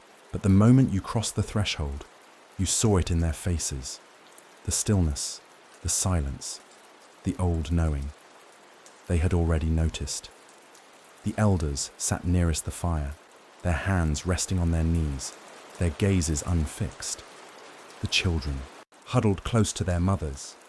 The hunters leaned against the walls, watchful but still, and in the center, the head elder, a man with a voice like carved wood, spoke softly. "It is the night of the forgotten sky." You said nothing. You knew better now than to interrupt. Another elder, her voice like wind through dry grass, continued. "There are nights like this, nights when the stars do not rise, not because they are gone, but because they are grieving." You asked, almost in a whisper, "What do they mourn?" She looked at you for a long moment, as if deciding whether your spirit was ready to bear the weight of the answer. "They mourn us," she said simply. A silence followed, deeper than the cold outside. "They mourn the silence we gave them," she continued. "We stopped singing to them. We stopped leaving offerings. We stopped looking. And so, on nights like this, the stars retreat. Not in anger, but in sorrow. In ancient America, such a night is not cause for fear. It is cause for listening. A special fire is lit, one fed only with cedar and dried sunflower stalks. It burns hot and clean, its smoke rising not to the heavens, but curling in upon itself, as if even the flame is unwilling to disturb the sky. You are invited to sit near it. The elder brings out a bundle wrapped in hide. Inside are thin bones, smoothed by time and worn by fingers. Each bone is etched with markings, stars, circles, spirals. Memory pressed into the shape of remembrance. They are the sky's songbook. And tonight, it must be sung. Each person takes a turn, lifting a bone, tapping it softly against a drum, and speaking a line of a very old story. The story does not rhyme. It does not follow the arc of beginning, middle, end. It flows like a river, looping back upon itself, finding depth in repetition and variation. It tells of the time before people forgot, of a girl who could speak the names of every star, and a boy who walked the path of the moon in his dreams. Of animals who whispered secrets only heard beneath certain constellations. Of a wind that could only blow when Orion's belt was clear, and of a night, long ago, when the stars vanished. The story is not meant to resolve, it is meant to be remembered, and as it is told, something within you begins to loosen. Not fear, but longing. Longing for the memory of looking up and feeling watched not by threat, but by kinship. The ache of having once known the sky and lost its language. The children are the last to speak. Their stories are short, fragmented, dreams more than tales. But they are given the same attention, because every voice matters on the night the stars refuse. And then, when the final bone has been tapped and the fire has begun to shrink to embers, the people lift their eyes, not expecting, just hoping. And there, above the ridge, a single point of light appears. Not bright, but present. Then another, and another, slow unveiling. As if the sky, hearing its name spoken again in so many ways, decides it is safe to return. No cheers follow, only a long collective exhale. The elder stands and speaks once more. Tonight we remembered. Tomorrow we must not forget. The ashes of the skyfire are gathered carefully and poured into a small clay pot. In the spring, they will be scattered among the seeds, to remind the earth that even what is forgotten may rise again. You walk to the edge of the village and stare up, the cold forgotten. The stars are not brilliant tonight, but they are there, and that is enough. You whisper a thank you, not for warmth, not for safety, but for silence, for stillness, for a sky that forgives. And as you crawl beneath your fur blanket, you think of the girl who named the stars, and wonder, what name might they give to you now that you've spoken back? At first, you think the sound is the cracking of frost. It comes softly, just before dawn, beneath the hush of snow and the creak of old wood in the cold. A series of faint taps, uneven and hollow, like fingers drumming against an old drum. But no one stirs, no alarm rises. Only you, sitting near the dying coals of the hearth, hear it and follow it. You step outside into the pale blue dark of early morning. The air is sharp. The snow beneath your boots groans. The sky is blanketed in low grey clouds, holding in the cold like a secret. But the sound is clearer now. Rhythmic, intentional, not from the forest, not from the sky, from below. You follow it to the edge of the village, where a woman is kneeling beside a mound of earth dusted with snow. She wears a cloak of layered hides, stitched with bone charms that clink softly when she moves. She does not look up when you approach, but she speaks. You hear them, she says. That is good. You crouch beside her. She brushes the snow from a patch of ground, revealing a series of carved stones arranged in a circle. Between them, small bones are placed. Knuckle bones, tiny vertebrae, fragments of ribs and bird wings, all arranged in patterns you do not understand. This is where we listen to the old ones, she tells you. Not through words, but through what remains. You've heard stories of bones used for reading signs, for casting lots, for speaking to the dead. But here, it is not fortune they seek. It is memory. She is called Nenwa. She is the bone keeper. Not because she guards them like relics, but because she understands their language.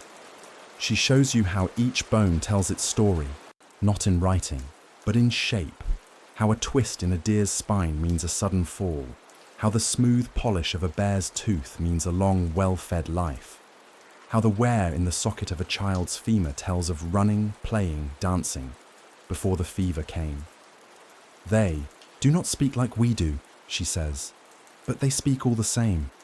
Nenwa takes your hand, places in it a small bone, curved, delicate, with a hollow center. It once belonged to a bird, she says, a night flyer. This one flew too long. You can see where the edge wore thin, but it never broke. That means something. You hold the bone gently. It is lighter than you expected, cold, but not lifeless. What does it mean, you ask? She smiles faintly. That is for you to decide. The bones do not tell the same story to everyone. For hours, you sit beside her as she arranges and rearranges the bones. Each placement is careful, each combination a question. She reads the answers in silences, in patterns of shadow and curve. You begin to see it too. Not fully, not yet, but in glimpses. A long femur worn smooth, years of migration. A broken antler fused over, a buck that lived through its wounding. A child's milk tooth, pierced and worn on a necklace. Love that did not end at death. You realize you are not learning to speak to the bones. You are learning to listen. Later that day, Nenwa brings you to a place outside the village, beneath a grove of ash trees. There, half sunken into the frozen soil, are the remnants of old burials, not disturbed, not exhumed, but revealed gently over time by rain and wind and care. She points to a rib curled like a crescent moon, barely visible through the dirt.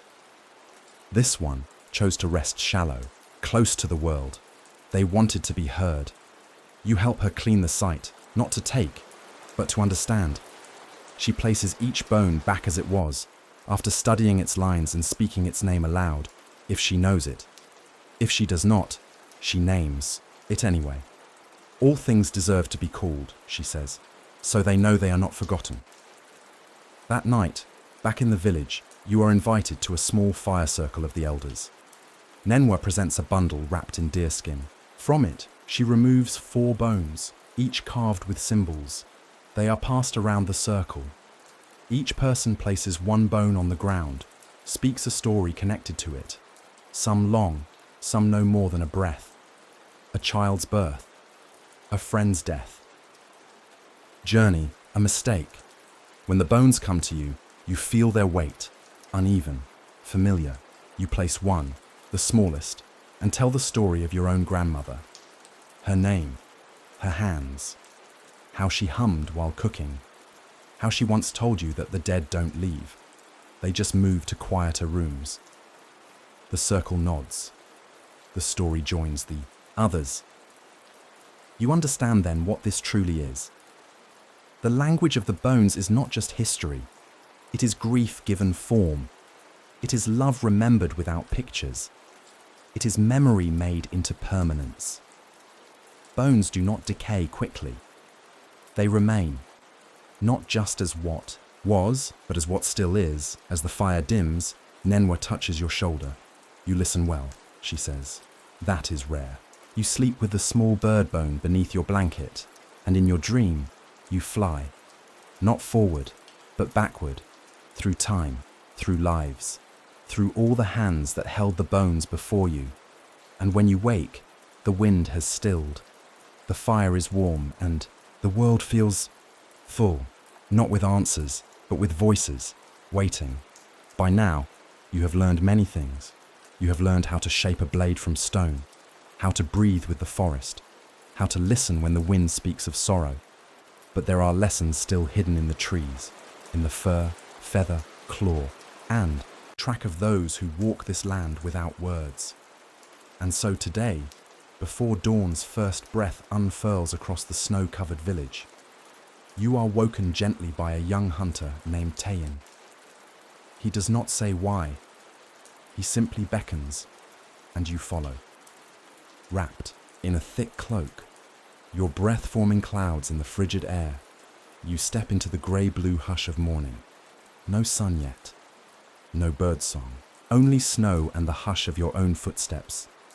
Tayin leads you northeast, toward a thicket of pine and birch, where the snow is deep and untouched.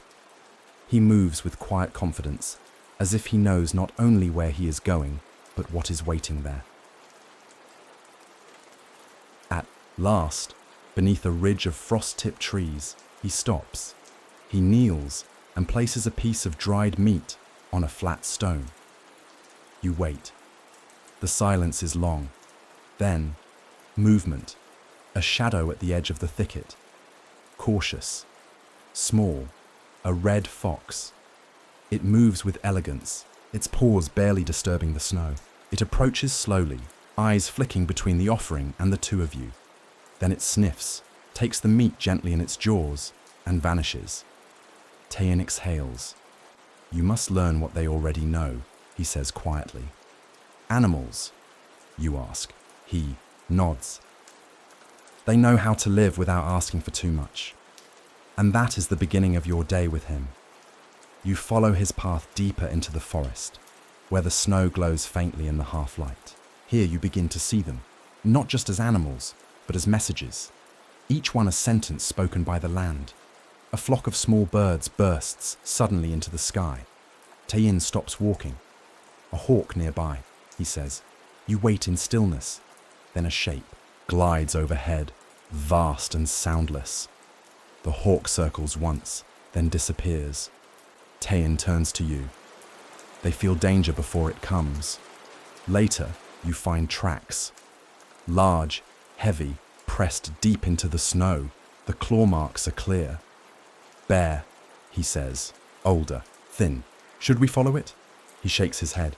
It is not for us to disturb, not in this season. Everywhere you look, the forest speaks.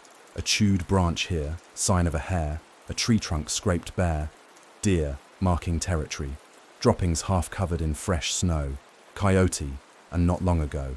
But Tayin is not simply showing you how to track.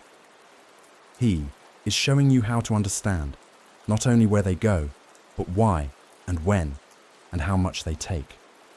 At a frozen stream, you see a gap in the snow where no ice forms. Tayin kneels and dips a hand into the water.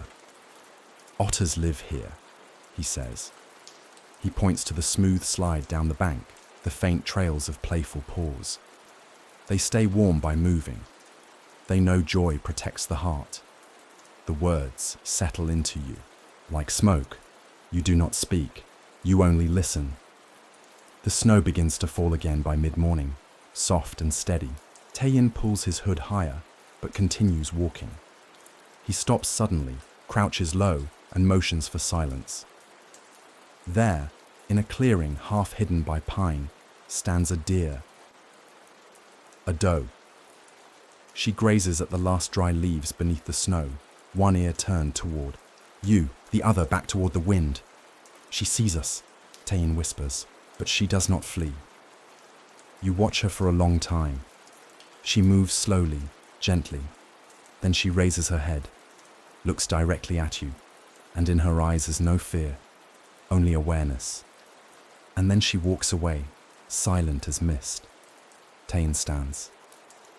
She gave us a moment, he says, not because we earned it, but because we did not demand it. The animals, you come to understand, are not just survivors. They are mirrors. They show the people how to live with the land, not upon it. How to eat without greed, how to hunt without hatred, how to move through a world full of teeth without always bearing your own. By the time you return to the village, dusk is gathering again at the edge of the sky. Tayin stops at the boundary, beside a carved totem of wood and antler. This marks the line, he says. Between what? He taps his chest. Between us and them. You nod slowly. But it is not a wall, he adds. It is a conversation. That night by the fire, you sit beside the others and speak quietly of what you saw. No one laughs. No one doubts. Everyone listens. Because they too have had such days. Days when an animal taught them something their ancestors could not. You sleep deeply that night, and in your dreams the forest moves around you, not as threat, but as teacher. The fox leads, the hawk watches, the deer waits, and when you wake, the world is quieter. Not because the animals are gone, but because you finally understand what they are saying. The day begins in silence. No birdsong, no wind.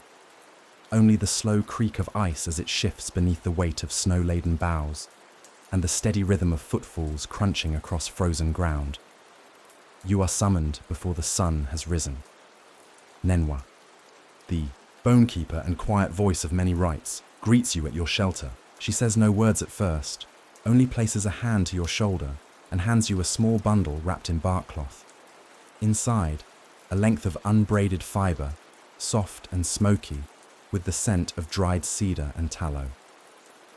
You follow her toward the communal hearth still faint beneath the early sky. There, you find the people already gathered in a wide circle, their faces lit only by a low flame, and in the center of that circle stands a girl, young, perhaps no more than 12 or 13 winters old, but standing with her chin high, her bare feet pressed firmly into the snow-crusted earth. This is her day, not a wedding, nor a naming, nor the taking of a new name. This is the day of her braid. The rite marks a crossing, a threshold not of age, but of spirit. It is when the village acknowledges that a young one can now carry memory not only in their mind, but in their body, that they are ready to be known by the land in return. The girl's mother approaches from the fire's edge, carrying 3 objects: a strand of her daughter's hair, a length of sinew from a deer taken last season, and a black ribbon dyed with ash. These are not symbolic. They are literal.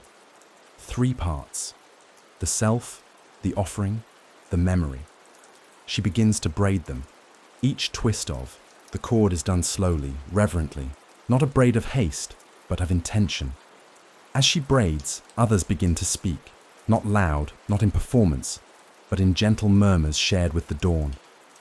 They speak of the girl's first footsteps, her first words under starlight, the first time she laid an offering at the base of the great cedar tree. The braid, you realize, is not simply fiber. It is story, twined by fingers that remember. When the braid is finished, the girl kneels. Her mother ties it around her waist, not tightly but firmly, anchoring it to her. And then the elder steps forward. Nenwa, still silent, unwraps a small flake of obsidian from her bundle. It gleams in the firelight, dark and jagged, shaped not for pain, but for clarity. The girl does not flinch. Her hand is extended. The cut is clean, no longer than the width of 2 fingers made across the palm. Her blood beads quickly, red and brilliant against the snow. It is not wiped away. It is caught in a shallow cup made of bark and mixed with ochre, cedar ash, and crushed berries until it forms a thick paste, dark, fragrant, and deeply alive. With this mixture, Nenwa marks her, a spiral on the forehead. Line down the chest, 2 dots above each foot, symbols old enough that their meanings have changed, but never lost their power. You feel your heart slow, steady. Everything in this moment feels still, eternal, like it has happened 1,000 times before, and will happen 1,000 times again. And then, the girl turns toward you. Of all those gathered, she walks to you. She holds out her marked hand, the blood just beginning to dry at the edges. You hesitate. You are not one of them. You are not even of this world. But you extend your own hand, meeting hers. The contact is brief, but full. And in that instant, something passes between you. Not a thought, not a word, but a kind of recognition. Her blood, her braid, her breath, all witnessed by you, and in return your memory, your silence, your seeing, offered to her. This is not ceremony for beauty, it is rite for bonding, not to make her new, but to show she now holds more. When she returns to the circle, the people begin to sing. No instruments, no beat, only voices. Long, low notes stretched like the wind across a frozen plain. You do not know the words, but your bones understand. The fire is fed with pine. Smoke rises into the grey morning, carrying the girl's scent, her name, her shape into the world beyond the village. The braid, now tied at her waist, will stay with her, until the day it is removed for burial or rebirth. She sits by the fire afterward, her face unreadable, her breath still calm. Children bring her warm broth. An elder wraps her in a fur cloak, but she does not speak. Today, she carries the silence of many voices. Nenwa sits beside you. You have seen, she says softly. Yes, you reply. She has crossed. She nods. Now the land remembers her. Later that evening, you are given your own cord, unbraided, loose. A suggestion, not a command. You hold it in your hand. You think of your own first fire, your first silence, the name of someone you once loved. You think of the cut you never made, the vow you never took, the way your life has passed without ever being braided to the land. And you wonder, is it too late? Nenwa answers without hearing the question. You may begin when you are ready. And with that, she leaves you, alone by them, fire, with cord, with thought, with blood yet unspoken. Smoke has always held more than fire's breath. It carries scent, yes, of pine, of sage, of meat and ash. But it carries something else too, something older, something without weight, but heavy in meaning. In ancient America, smoke is not merely the consequence of flame, it is the path the spirits take when they wish to rise. And today, you are to follow them, not with your feet, but with your senses. Nenwa finds you again at sunrise, her face streaked with ceremonial ash, her eyes softer than before. She brings you a bundle wrapped in doeskin, and within it, a hollowed gourd of dry sage, cedar and sweetgrass, alongside a piece of black flint. The spirits are traveling today, she says, and we will make their road. You follow her to a ring of stones beyond the village, where the ground has been cleared of snow and where 6 figures already kneel, silent, motionless, waiting. They are not elders. They are not warriors. They are dreamers. You are to join them, not to ask questions, not to interpret, but to breathe. Nenwa strikes the flint. The sparks catch quickly on the dry sage, curling upward in ribbons of pale grey. She walks slowly around the circle, letting the smoke drift over each face, each set of shoulders, each bowed head. When she reaches you, she pauses. She holds the smoke bowl close. You inhale, and everything changes. Not all at once. Not like falling. More like loosening. Your eyes grow heavy though they do not close. The air thickens. The fire's crackle fades. In its place, a hum, low, deep, like the breath of a drum. You are no longer sitting, or rather, your body is, but you are elsewhere, standing in a forest that does not match the one you know. The trees here are taller. The light is green and gold. The wind carries voices, not as speech but as rhythm. You walk slowly. Smoke winds through the air like a river, twisting around trunks, drifting ahead of you like a guide. Shapes begin to emerge, not clearly, not fully, just suggestions, forms in the mist. A woman kneeling by a stream, her hands cupped, but the water slips through them like memory. A child running beside a deer, neither one noticing the other. A man seated at a fire, alone, but humming a tune only the earth can hear. They do not see you, but you see them. They are not ghosts. They are echoes, imprints left by breath and ash. You come to a clearing. In its center, a totem, tall, carved from a single trunk of wood, long since darkened by weather. Its face is split, half eagle, half man. Its eyes are open, and yet they seem to be looking not at you, but through you. Smoke rises from the base. It is thicker here, denser. You kneel, because it feels wrong not to. You hear Nenwa's voice, not aloud, but as though remembered. This is where they wait, the ones who were not remembered in story, the ones who gave without thanks, the ones who passed alone. Smoke, she had told you, gives them a way back, not to stay, but to be seen, even just for a moment. You offer no words, only your breath, only your presence. And in that stillness, something shifts. A hand rests on your shoulder, warm, human, and gone before you can turn. You do not chase it. You only whisper, "I see you," and the smoke begins to rise faster, higher. It curls around the totem, spiraling upward like the trunk of a tree no longer rooted in earth. Then, light. Dawn, you are back. The fire is low, the others still kneel. Nenwa stirs the coals gently, then pours water onto the last ember. The smoke vanishes with a final hiss, but the feeling remains. The dreamers rise slowly. Some weep, some smile, some are quiet.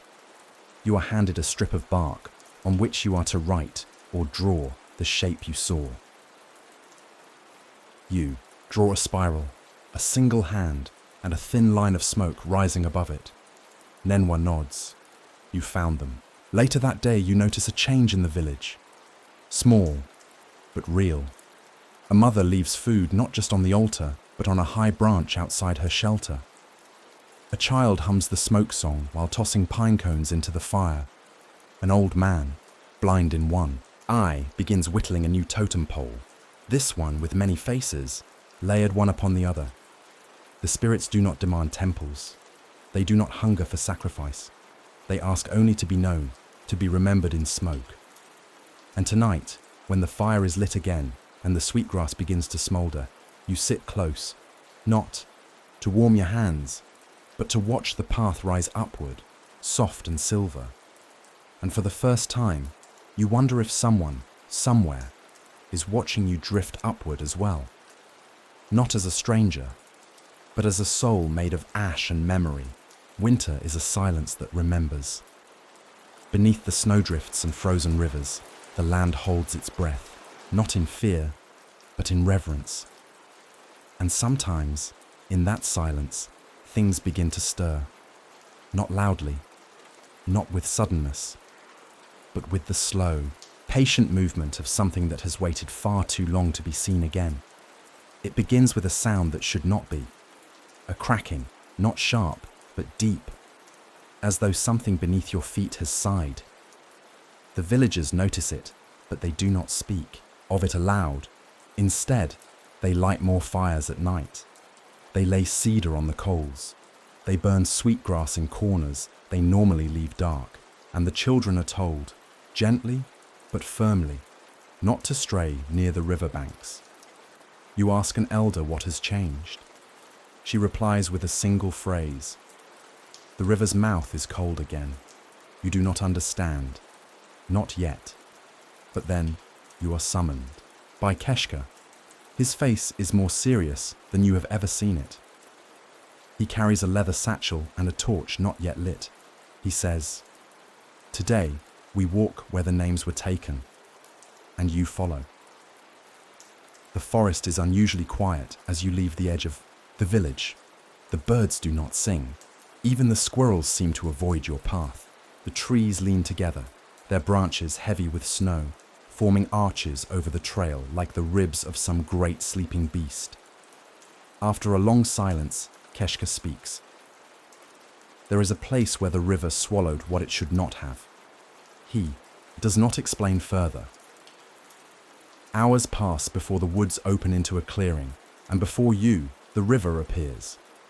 It is frozen, flat and glassy under the midwinter sun, with long white streaks stretching beneath the surface, like veins in an old hand. But it is not the beauty of the river that steals your breath. It is what lies within it. Just beneath the ice, clearly visible in the translucent crust, are bones, hundreds of them. Ribs, skulls, spines, not scattered, but arranged, as if the current laid them there with care. And among them, most unmistakable of all, are teeth, great, curved, shining with a dull ivory sheen, longer than a man's forearm. Serrated, not cracked or weathered. preserved by the cold, as if the ice itself could not bear to forget them. You step forward slowly. The weight of the air changes. Keshka crouches beside the frozen edge and lights the torch.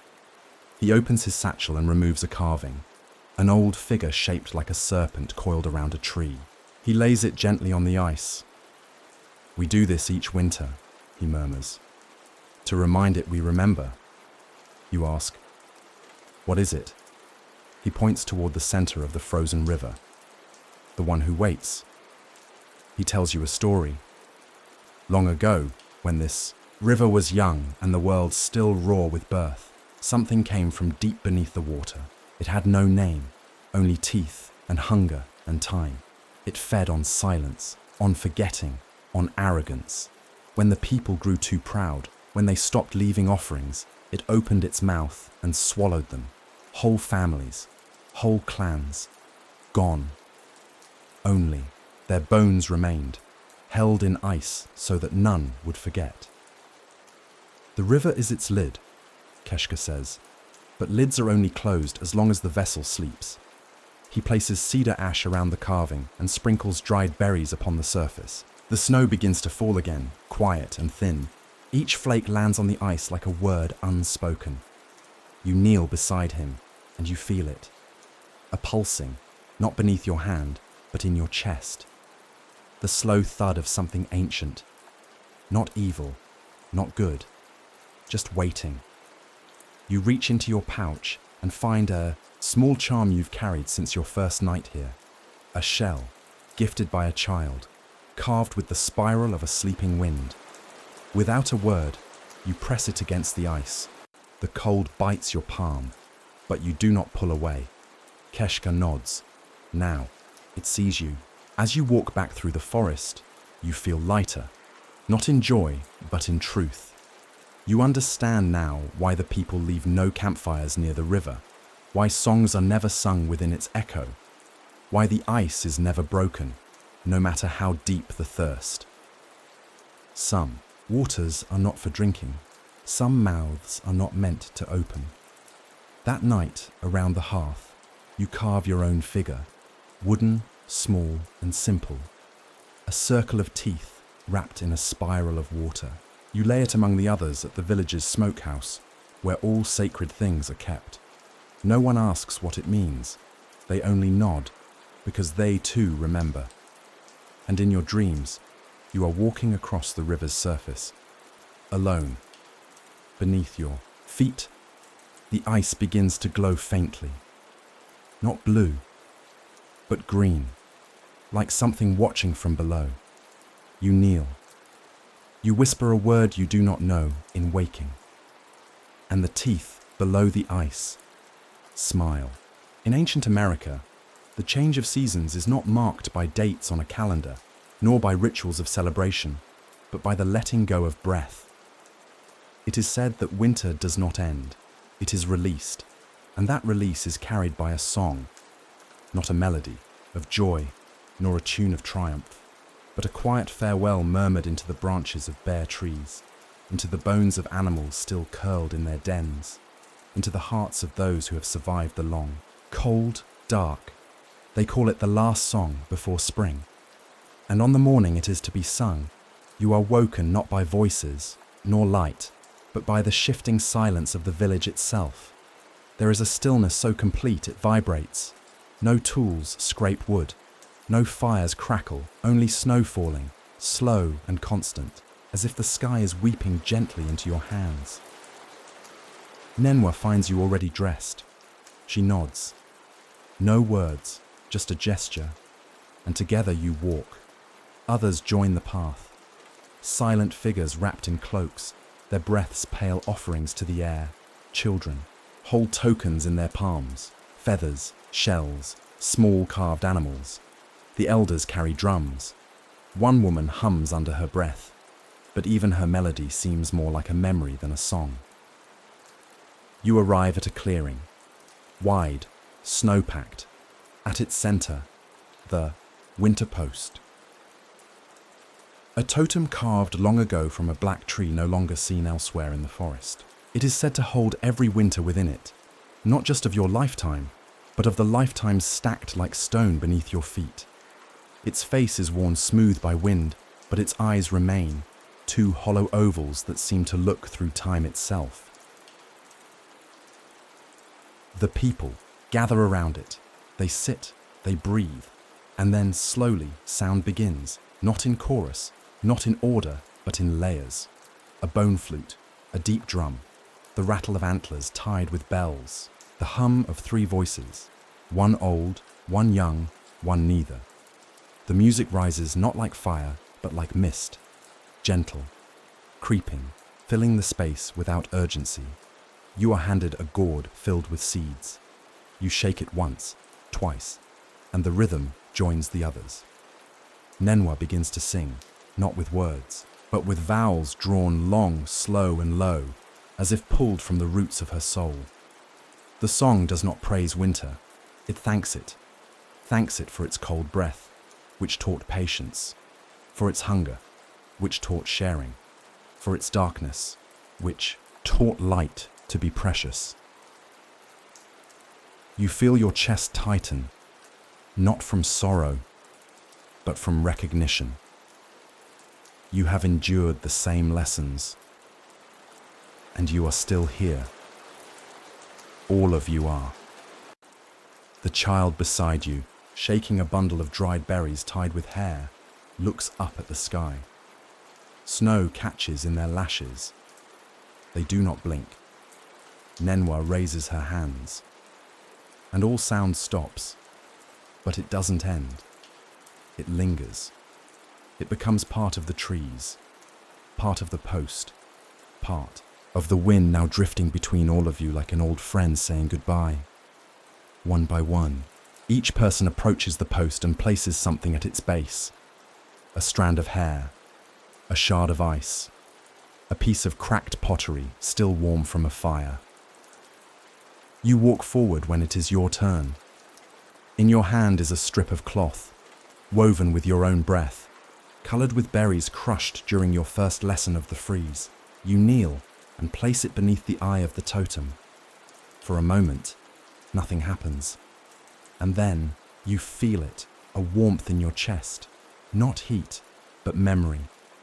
All the nights you listened to the wind howl, all the mornings your hands ached from cold, all the meals shared with strangers around a fire you didn't know how to build. It settles into your ribs like a song already sung. You stand and step back. Nenwa steps forward. Last. She does not place anything at the post. She only rests her forehead against it. Her lips move in silence. Then she smiles. Not a large smile, but a full one, a complete one. And with that, the people begin to rise. There is no applause, no speech, only movement. Snow continues to fall. The air feels lighter, as if winter has taken its last breath and handed it to spring. That night, as you lie beneath the firs in your lodge, you hear it again, faint, somewhere between the creak of the rafters and the settling of the coals. The last song, still drifting, still circling, not lost, not forgotten, only waiting. For next time, the embers have gone quiet. Only the faintest glow remains in the hearth. Around you, the world breathes slowly, wrapped in the last silks of winter. The lodge is dark, but you can feel the presence of the walls, the fur blankets, the carved tools, sleeping near the entrance. And you can feel the night watching, not as an enemy, but as a witness. You lie still, yet your thoughts move, not frantically, not with the noise of your former life, but like a river beneath ice. Slow, deliberate, cold, and endless. In that silence, the truth becomes clear. Why you and others like you would not survive even a single day in ancient America. Not because of the cold, not because of beasts or hunger or storms, but because of what is required to be seen here. You would not survive, not because the world is too cruel, but because it is too alive.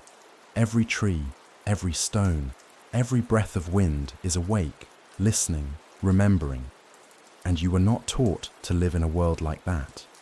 You were taught to build walls against the wind, to conquer the snow, to command the fire, to count time and own it. But here, in this old and sacred world, time is not owned. It is shared. Here, survival is not measured in days lived, but in the depth of each moment. You think back to your first day. You remember the overwhelming quiet, the way it pressed against your chest, until you mistook it for fear. You remember the strange taste of smoked root, the ache in your legs from squatting too long by the fire, the blisters on your palms from trying to split wood with hands that had only known keyboards and screens. You were a stranger, not just to the people, but to the land itself. You had no story to offer it, no scent, no braid, no memory embedded in moss or marrow, and yet you were allowed to stay. Not because you belonged, but because you tried, because you listened, because you showed up at dawn when they called you, because you asked nothing of the fire but warmth, and gave it your breath in return. But one day does not make a life here, and even now, at the end of your long immersion, you know the truth. You could not endure it, not fully, because here, to live is to give a part of yourself every hour, a prayer with every footstep, a memory with every cut of wood, a thank you with every bite. You are not made to carry that weight day after day. Not because you are weak, but because you were made somewhere else, somewhere that forgot how to be slow, how to be hungry with grace, how to be quiet without pain. You've walked with hunters. You've knelt beside dreamers. You've sung the last song before spring. You've seen the spirits in the smoke and the teeth in the river. You have braided your silence into ritual and painted your hands with ash, but you've always known this is not your home. Not really. This is borrowed ground. Given kindly, but never owned. And so now, as you lie here, listening to the wind trace its fingers across the roof, you prepare to leave. Not because you must, but because the land has told you it is time. Not in words, but in feeling. The animals are moving differently. The trees are shedding their stillness. The stars have shifted slightly in their patterns. And within you, beneath the bones and behind the breath, there is something else moving too. Not fear, not grief, but awakening. The final one, the one that tells you that you cannot take this world with you. You cannot carry its wisdom in your pockets. You cannot reduce it to memory or story or artifact. You can only carry the shape it carved in you, like a river-shaped stone, like wind-shaped sand. You will leave, and the land will not mourn you. It will remember you gently, as a song hummed once beside a fire, as a footprint softened by thawing snow, as a whisper that passed through a cedar grove one winter too old to name. And you will remember it too, not in photographs, but in the way your body slows when the wind speaks, in the way your hands touch bread with reverence, in the way silence no longer frightens you. You do not survive ancient America. You are changed by it. And sometimes that is the greater thing. To be undone. To be taught to breathe again. To know that you were once held in the arms of a world that needed nothing from you, except honesty. And now, you exhale, you rise, you step once more into the cold. And for the first time in your life, you do not feel like a visitor. You feel like someone who was seen.